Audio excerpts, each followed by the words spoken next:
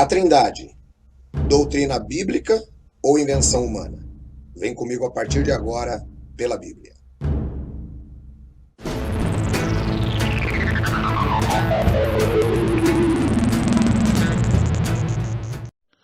Olá para todos! Que prazer estar de volta aqui no programa Pela Bíblia. Perguntas e respostas. Eu sou Mauro Maier. Estamos juntinhos com o nosso querido professor Edson Reis. E aí, professor? Olá, Mauro. Que bom estarmos juntos mais uma vez pela Bíblia, perguntas e respostas. E a cada dia o internauta tem crescido na graça e no conhecimento a partir dos estudos que são desenvolvidos aqui no nosso canal Pela Bíblia. Eu quero convidar você também, que ainda não se inscreveu no nosso canal, que se inscreva. Deixe o seu like, que com certeza ajudará essas informações a chegarem mais longe. Vamos lá, Mauro. Estou interessado na pergunta de hoje. Que beleza, maravilha, professor, é isso aí. Olha, professor, hoje é um dia muito especial porque a pergunta de hoje é uma pergunta que muitas pessoas se fazem. Quem fez ela é a nossa querida irmã Maria do Socorro. Ela é da cidade de Pindamonhangaba, alô, Pindamonhangaba, em São Paulo. E ela pergunta, vamos lá, a Trindade é uma doutrina bíblica? E aí, professor, é hora da verdade, direto pela Bíblia. Vamos lá, professor!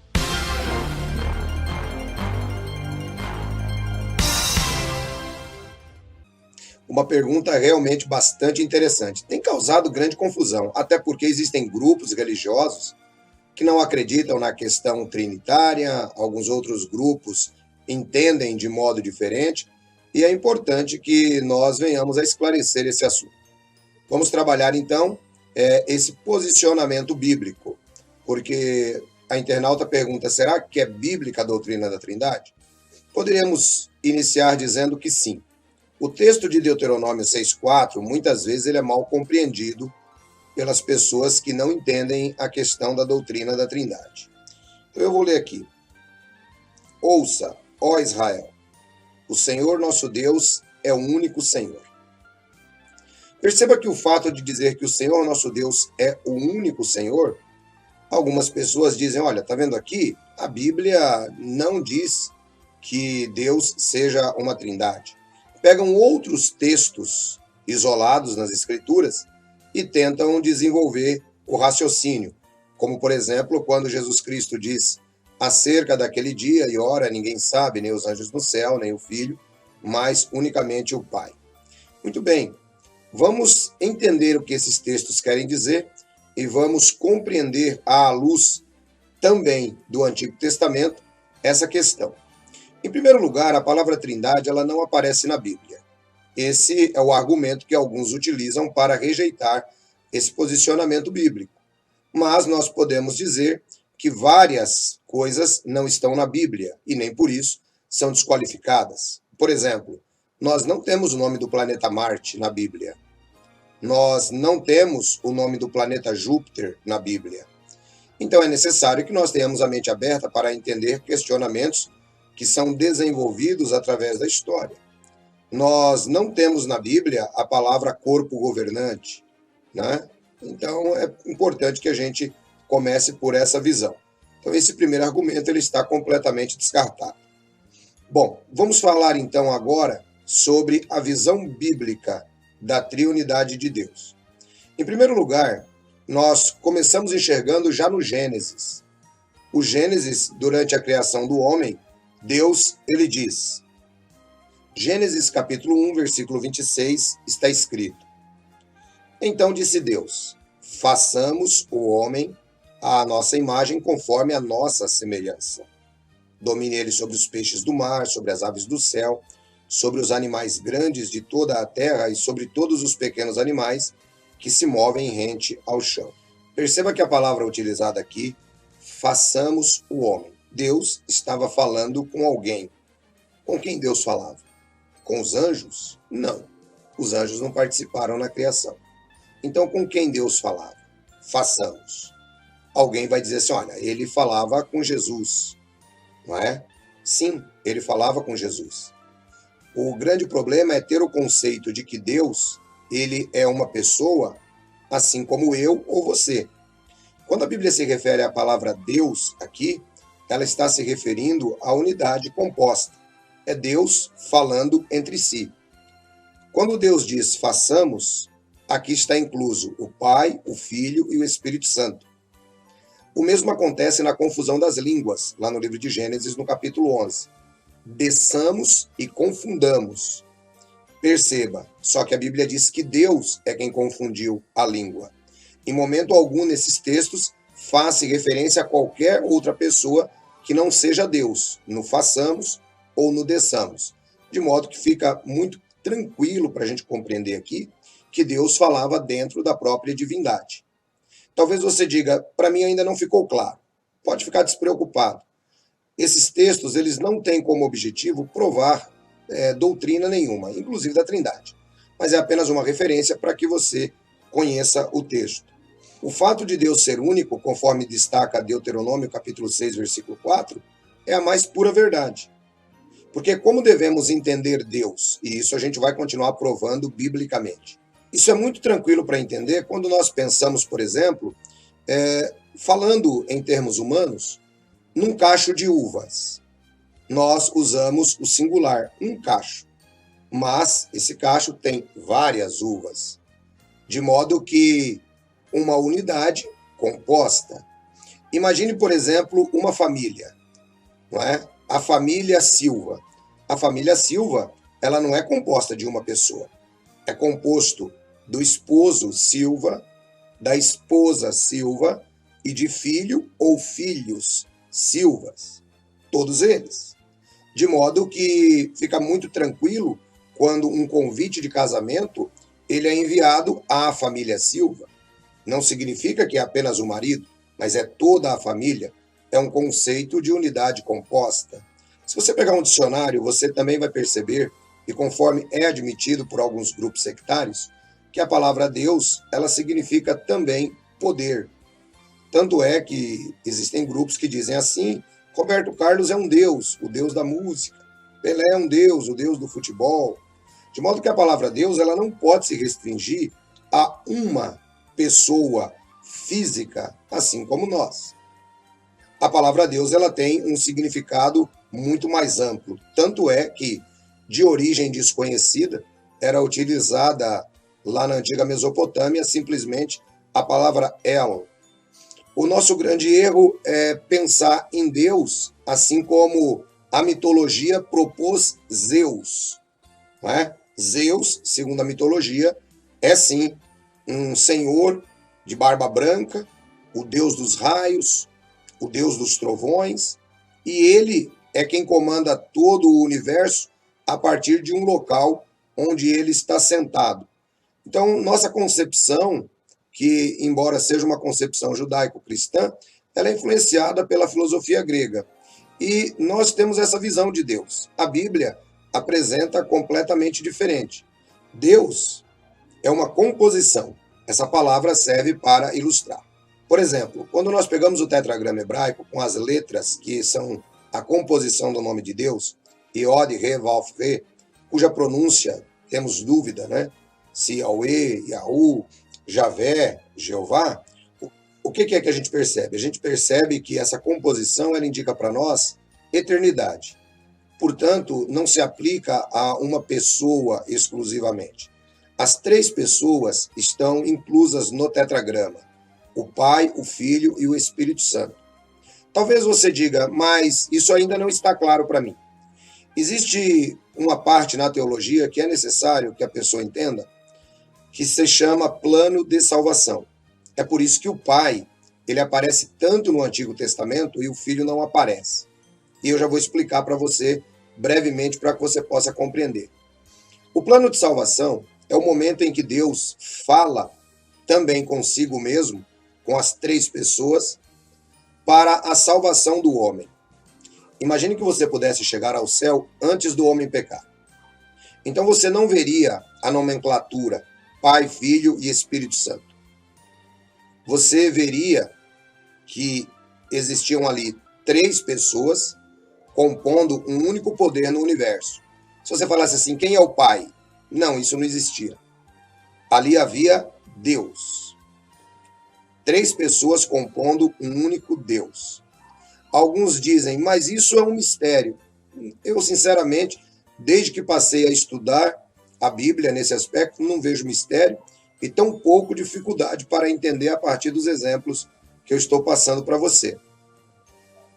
No momento do plano de salvação, é necessário que Deus fale conosco agora em termos humanos. Quais são esses termos? É necessário salvar o homem. É necessário que o homem entenda isso. É aí que começa toda a nossa concepção de Deus. Nós não temos concepção de Deus antes da criação. A nossa concepção de Deus vem a partir do que está escrito na Bíblia, e a Bíblia foi escrita em linguagem humana. De modo que quando se utiliza os termos Pai, Filho e Espírito Santo, é necessário que nós venhamos a entender o porquê. Aí sim fica bem tranquilo para você entender por que eu disse que os 3 estão dentro do tetragrama hebraico. O Pai, o Filho e o Espírito Santo.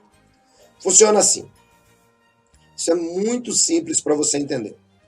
Quando Deus ele cria o homem, que o homem peca, diz a Bíblia que Deus também salvou o homem antes da fundação do mundo. É necessário que se entregue uma vida perfeita pela vida que Adão perdeu. Essa é a doutrina do resgate para se cumprir a justiça de Deus. Nós não temos dúvida alguma desse assunto. Mas como entregar um ser humano perfeito, correspondente a Adão, se Adão tinha sido o primeiro homem criado por Deus? Neste caso, era necessário agora uma outra providência. E qual é a providência que Deus toma? Quando digo Deus, me refiro aos 3. Qual é a providência que Deus toma? É necessário que um dos 3 se torne homem e morra pela humanidade no lugar de Adão, resgatando assim o homem por causa de tudo que Adão havia perdido. Neste caso é que se desenvolve o plano de salvação. Dentro da divindade, alguém vai gerenciar esse plano. Então, quem é ele? É aquele que nós conhecemos no Antigo Testamento como o Pai. É por isso que você vê a ênfase toda no Pai, no Antigo Testamento. Ele é o gerente do plano. Ele cuida para que Jesus chegue até a terra e realize a salvação do homem. Quem é que vai morrer? É aquele que vai ser agora chamado de filho. Se existe um pai, tem um filho, que é o Senhor Jesus. É por isso que Jesus aparece tanto no Novo Testamento e tudo passa a girar em torno dele no Novo Testamento. Depois nós temos uma outra pessoa que vai ter o papel de convencer o homem acerca deste plano de salvação, que é o Espírito Santo. É por isso que Jesus Cristo diz, antes da sua morte, que ele vai embora, mas ele deixará outro Consolador, ou o Paracletos, conforme a língua grega, outro da mesma espécie, um advogado, de modo que as 3 pessoas participam na salvação do homem. O Pai gerencia todo o plano, conduz a linhagem do descendente, conforme prometido lá no livro do Gênesis, no capítulo 3. O Filho vem para morrer, executando assim o plano, e o Espírito Santo é quem convence o homem do pecado e do juízo. É por isso que nós temos, vamos dizer aí, 3 pessoas salvando a humanidade. É por isso que você, às vezes, lê na Bíblia que Deus é o único Salvador, que Jeová é o único Salvador, que Jesus é o único Salvador, que o Espírito Santo é Salvador. É por isso que os termos do Antigo Testamento e do Novo Testamento, eles são correspondentes, mesmo que se aplicando ora ao Pai, ora ao Filho e ora ao Espírito Santo. Então, quando você passa a ler a Bíblia como um todo, como um conjunto, fica muito mais fácil para você entender isso, tá? Os teólogos da atualidade costumam utilizar o termo triunidade, o que significa que é uma unidade tríplice. Os três estão em comum acordo. O próprio Jesus disse isso quando falou: eu e o Pai somos um, embora ele não fosse o mesmo Pai, mas ele estava em perfeita harmonia com o Pai. E é dessa maneira que nós devemos entender também a triunidade de Deus, ou trindade. A palavra trindade ou triunidade, ela revela a perfeita harmonia entre Pai, Filho e Espírito Santo. São os três poderes que agem dentro da divindade chamada Deus. Não são três deuses, porque senão isso seria triteísmo, tá? Então não são três deuses, é apenas um Deus, é uma divindade composta por três pessoas. Diferentemente do que alguns sectários às vezes preguem e acusem os cristãos não acreditam em um Deus com três cabeças. Os cristãos não acreditam em um Deus com três faces. Não. Os cristãos acreditam em um único Deus, conforme nos diz o Shema, em Deuteronômio capítulo 6, versículo 4. Yahvé, nosso Deus, é único. Sim, Yahvé, porque em Yahvé está Pai, Filho e Espírito Santo. Será que nós temos como comprovar isso biblicamente? Sim, temos. Vamos agora ao testemunho bíblico, que eu gostaria que você acompanhasse comigo. Isaías, capítulo 6, ele nos traz uma visão do profeta, onde Isaías revela ter visto Jeová, na nossa língua portuguesa. Tá? Na tradução original, está escrito o tetragrama. Então, o texto, ele utiliza a palavra Jeová, Yahvé, Yahweh, Yahu, do jeito que você preferir pronunciar. Tá? É só importante saber que aqui está escrito, e eu vou ler como na língua portuguesa, Jeová, para você entender. No ano em que o rei Uzias morreu, eu vi Jeová assentado num trono alto e exaltado, e a aba da sua veste enchia o templo. Percebam que Isaías disse que no ano em que o rei Uzias morreu, ele viu Jeová. Então fica claro para nós que Isaías disse ter visto Jeová. Acima dele estavam serafins, cada um tinha 6 asas, com 2 cobriam o rosto, com 2 cobriam os pés e com 2 voavam. E proclamavam uns aos outros: Santo, Santo, Santo é o Senhor dos exércitos, a terra inteira está cheia da sua glória. Ao som das vozes, os batentes das portas tremeram e o templo ficou cheio de fumaça. E então gritei: ai de mim, estou perdido, pois sou um homem de lábios impuros, e vivo no meio de um povo de lábios impuros, e os meus olhos viram o Rei, Jeová dos exércitos. Então um dos serafins voou até mim, trazendo uma brasa viva, que havia tirado do altar com uma tenaz. Com ela tocou a minha boca e disse: veja, isto tocou os seus lábios. Por isso a sua culpa será removida e seu pecado será perdoado. Então ouvi a voz conclamando: quem enviarei? Perceba isso. Quem enviarei? A voz de Jeová. Perceba que a voz está no singular. Quem enviarei e quem irá por nós? Perceba. Primeiro ele fala no singular, quem enviarei. Depois ele volta para dentro de si, na divindade, e diz: quem irá por nós? E eu respondi: eis-me aqui, envia-me. Todos nós sabemos que isto é uma profecia messiânica. Aí o versículo 9, ele diz: vá e diga a este povo, estejam sempre ouvindo, mas nunca entendam, e estejam sempre vendo e jamais percebam. Torne insensível o coração desse povo, torne surdo os ouvidos dele e feche os seus olhos, que eles não vejam com os olhos, não ouçam com os ouvidos e não entendam com o coração, para que não se convertam e sejam curados. Olha que interessante isso. Isaías diz ter visto a glória de Jeová dos exércitos.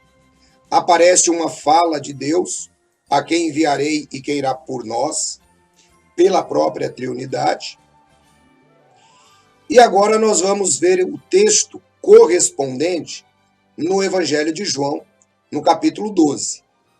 Perceba que interessante. Isaías diz ter visto a glória de Jeová. Quando nós recorremos ao Evangelho de João, no capítulo 12, nós percebemos algo muito interessante.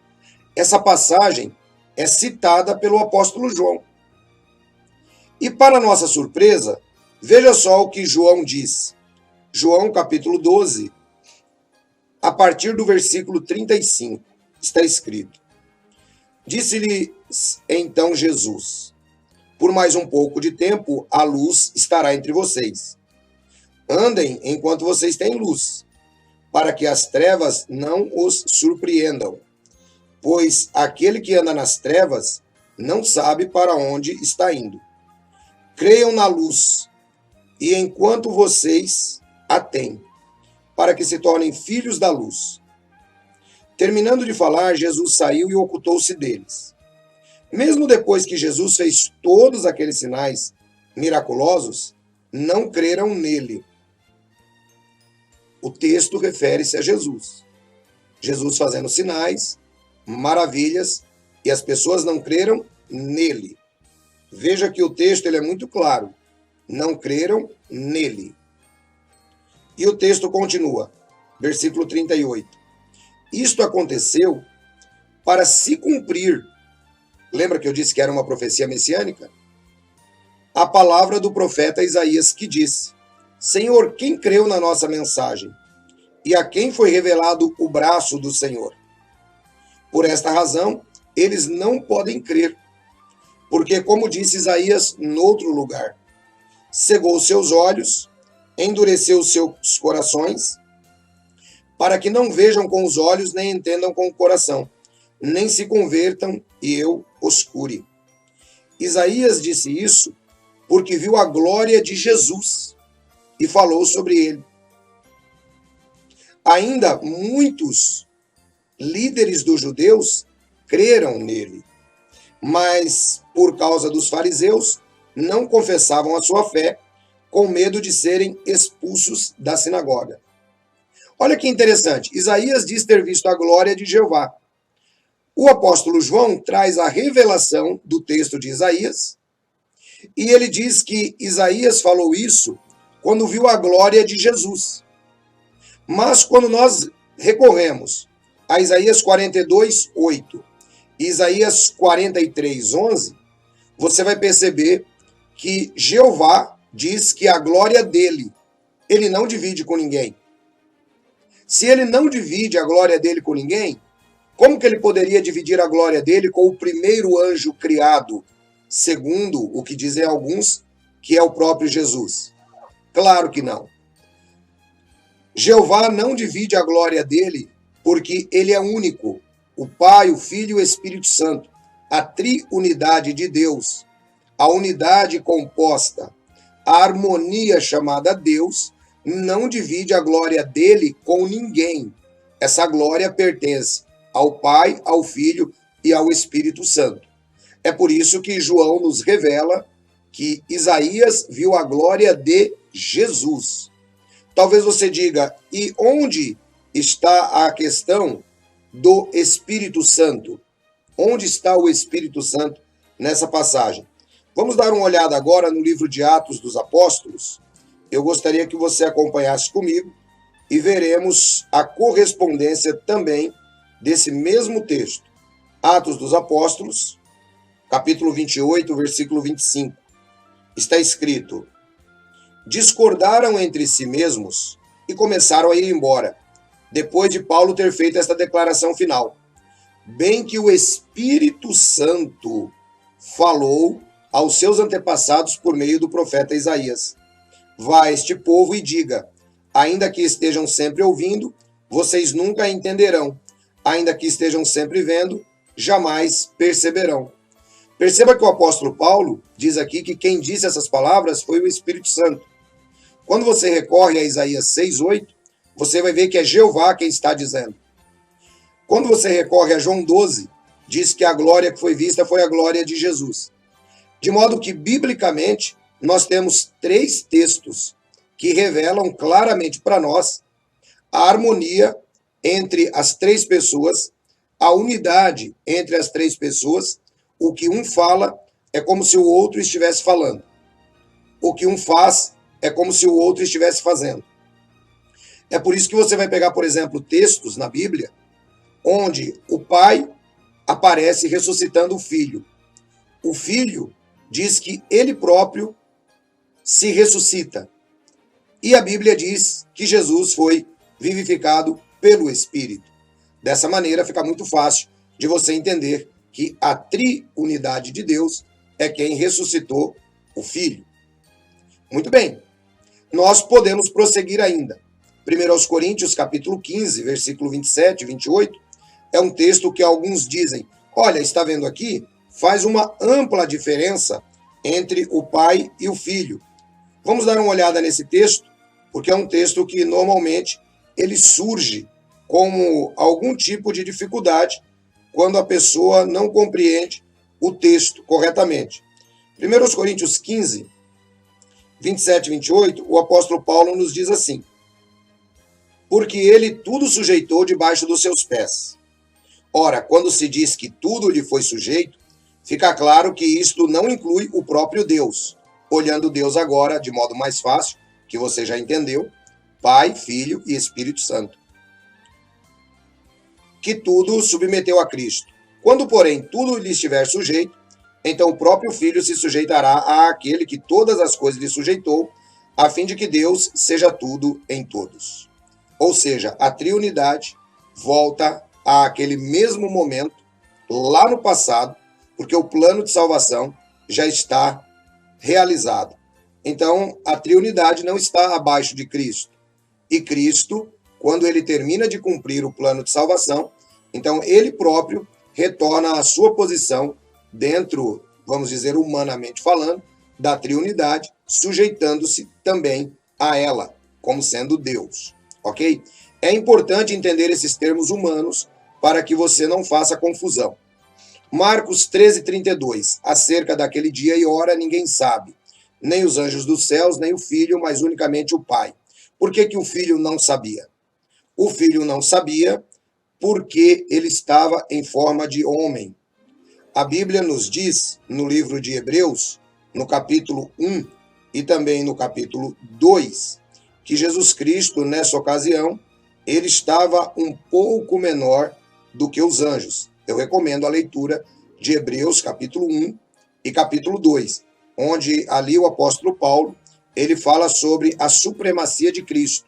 Inclusive, no versículo 6, ele diz, e ao trazer o seu primogênito à terra, que todos os anjos de Deus o adorem.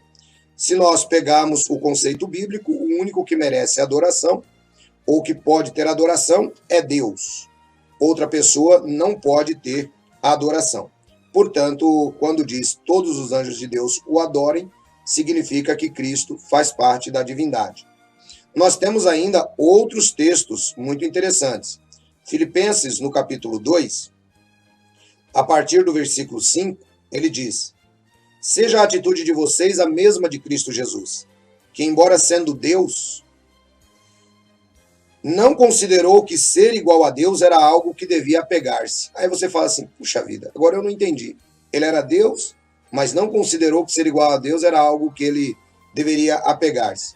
Muito bem, a palavra grega que aparece aqui nos textos posteriores, a palavra indica que Jesus não se agarrou à sua posição, mas ele esvaziou-se e veio para nos salvar. O que era, de fato, uma humilhação. Deus deixar toda a sua glória e vir à terra como homem. Perceba o que o texto diz. Mas esvaziou-se a si mesmo, vindo a ser servo, tornando-se semelhante aos homens. E sendo encontrado em forma humana, humilhou-se a si mesmo e foi obediente até a morte, e morte de cruz. O texto, então, deixa-nos muito claro que Jesus, ele vem à Terra, esvazia a si mesmo e vem morrer pela humanidade.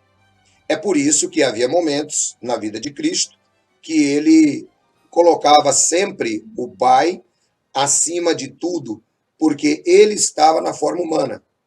Então fica muito fácil quando a gente compreende isso. Quando nós damos uma olhadinha no livro de João, lembrando que o livro de João foi escrito depois do Apocalipse. E por que que isso é importante? Porque João é o único apóstolo que vai ao céu em visão e que vê Jesus em glória, assim como Isaías viu. É por isso que ele pôde citar aquele relato lá no capítulo 12. Agora nós temos aqui João capítulo 5, por exemplo, no versículo 22 até o 24, existe uma palavra muito interessante aqui. Jesus diz: além disso, o Pai a ninguém julga, mas confiou todo o julgamento ao Filho, para que todos honrem o Filho, como honram o Pai. Aquele que não honra o Filho, também não honra o Pai que o enviou. Por que que Jesus disse essas palavras? Veja que ele se coloca no mesmo nível que o Pai, porque dentro da divindade não existe maior nem menor. Os três são coiguais e coeternos. Qual é o motivo de Jesus ter dito isso? Quando nós retornamos um pouquinho mais, no mesmo capítulo, no versículo 17 em diante, está escrito: disse-lhe Jesus: meu Pai continua trabalhando até hoje, e eu também estou trabalhando. Por esta razão, os judeus mais ainda queriam matá-lo, pois não somente estava violando o sábado, mas também estava até mesmo dizendo que Deus era seu próprio Pai, igualando-se a Deus. Ou seja, os judeus, eles entendiam perfeitamente que Jesus dizer que era filho de Deus significava que ele tinha a mesma natureza de Deus. É por isso que eles diziam que eles eram filhos de Abraão. Eles sabiam muito bem o que significava para um judeu ser filho de. No caso, Jesus, dizendo ser filho do próprio Deus, tornando-se igual a Deus, fazendo-se Deus. Eles consideravam que aquilo era uma blasfêmia.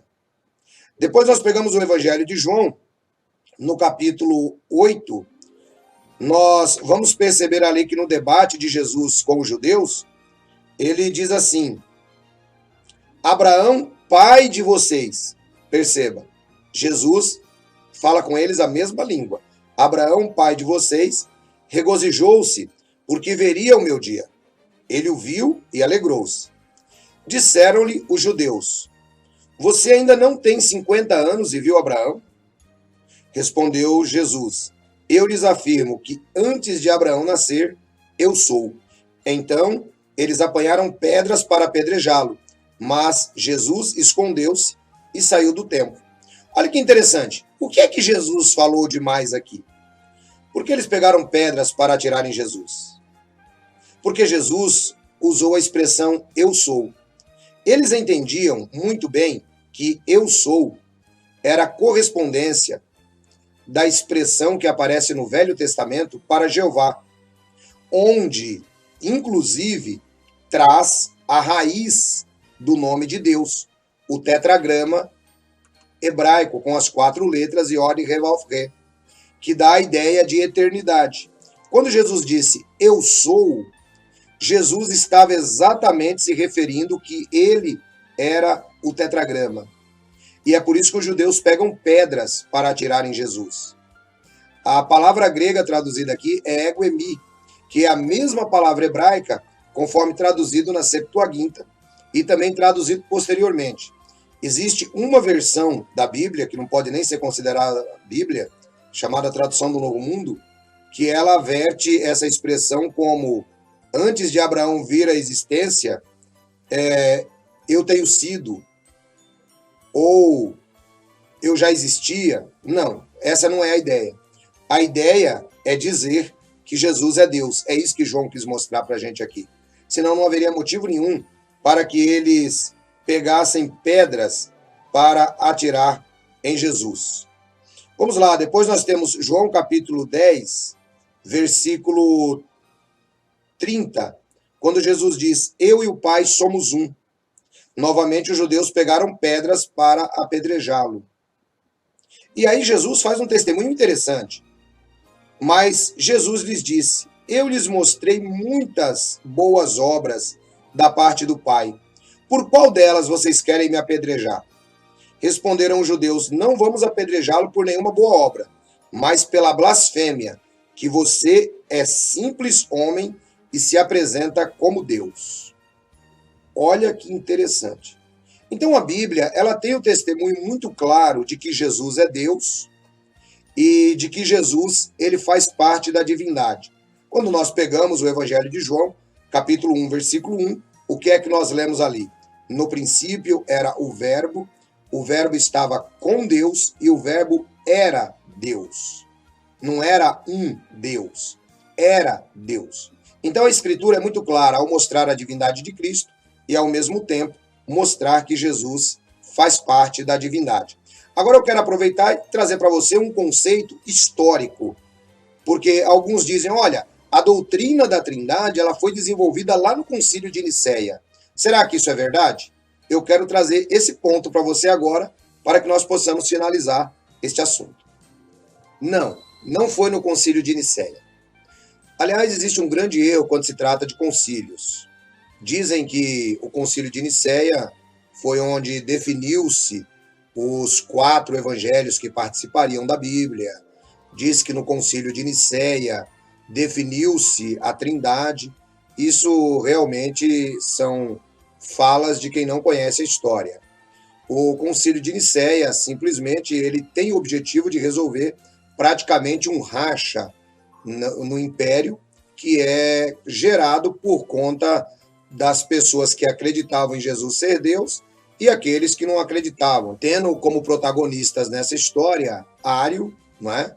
Que traz a heresia que Jesus tinha sido criado, e Atanásio, que procura mostrar que Jesus Cristo é Deus.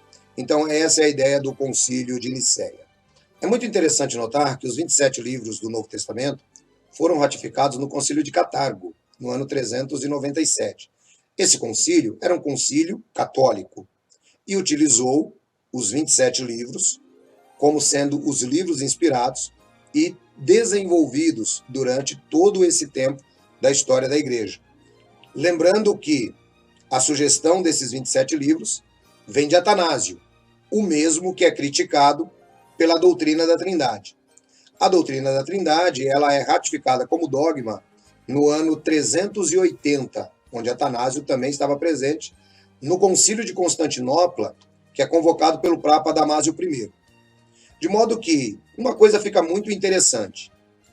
Nós aceitamos plenamente os 27 livros do Novo Testamento e dizemos que a Bíblia é inspirada por Deus.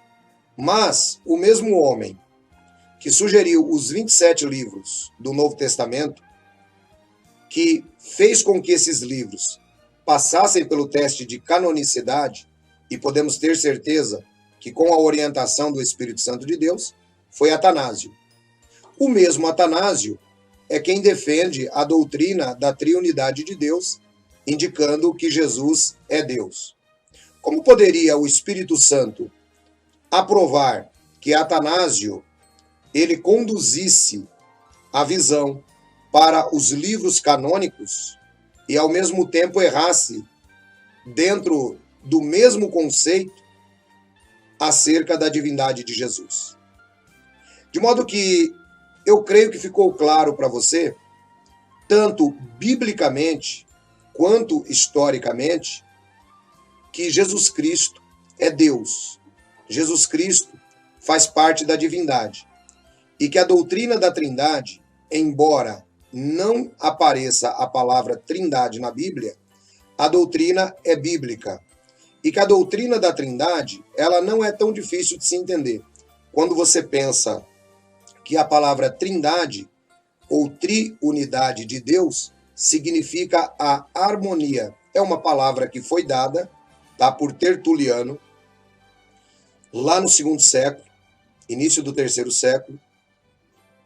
Tertuliano, ele usa a palavra trinitas pela primeira vez. Tertuliano também é citado, né, por pessoas que não creem na triunidade de Deus. Assim, a palavra ela é utilizada para demonstrar a harmonia entre o Pai, o Filho e o Espírito Santo, sendo os três coiguais, coeternos. Tá? Em poder é tudo igual. Não existe nenhum tipo de subserviência na divindade. O que existiu foi o desenvolvimento do plano de salvação para que nós pudéssemos ter os nossos pecados perdoados pelo Senhor Jesus Cristo, quando ele morreu na cruz do Calvário. De modo que, além de não ser uma doutrina difícil, é uma doutrina que as pessoas complicaram com o passar do tempo. Eu espero que tenha ajudado vocês. O vídeo acabou ficando um pouco longo, mas foi necessário porque tínhamos muitos dados técnicos e bíblicos a esclarecer. Fiquem todos na graça e na paz de Jesus. Até o nosso próximo encontro pela Bíblia, Perguntas e Respostas. Oh, glória a Deus, meu querido irmão Edson Reis, olha que maravilha. A verdade que Deus nos ilumina através do seu Espírito Santo, do nosso Senhor e Salvador Jesus, dando glórias e glórias e glórias a Deus. É isso aí, gente, que maravilha. E você, tem dúvidas? Quer esclarecimento da Bíblia? Conforme a Bíblia pela Bíblia? Então, entre em contato conosco através do e-mail predsonpelabiblia@gmail.com. Ou, se você preferir também, você também pode nos acessar aqui pelo canal do YouTube e nas redes sociais, Facebook, Twitter e também no Instagram. Nós estamos nas redes sociais. Você não é inscrito ainda? Então você está perdendo muita coisa boa, gente. Você está perdendo informação do nosso Deus maravilhoso. É isso mesmo, olha. Inscreva-se no canal, acione o sininho para ser notificado cada vez que fica pronto material novo para você. Acompanhe também tudo que é preparado, os motivacionais, né? O diário, nosso material diário, para que você esteja sempre em conexão com o nosso Senhor e Salvador Jesus. E claro, não esquece de dar aquele like esperto, né? Dando like, a plataforma entende que o nosso programa cada vez está sendo mais querido e nós vamos ganhando cada vez mais pessoas para o Senhor Jesus Cristo. E lógico, né? Para não esquecer, comente, compartilhe com as pessoas que com certeza você está levando a luz das gloriosas boas notícias do Senhor Jesus no Evangelho para as pessoas. Bom, terminamos o programa por hoje, mas na próxima semana estaremos de volta com mais pergunta. Pode ser a sua, então envie agora a pergunta pra gente. Um grande abraço, fiquem todos com o nosso Senhor e Salvador, Jesus Cristo!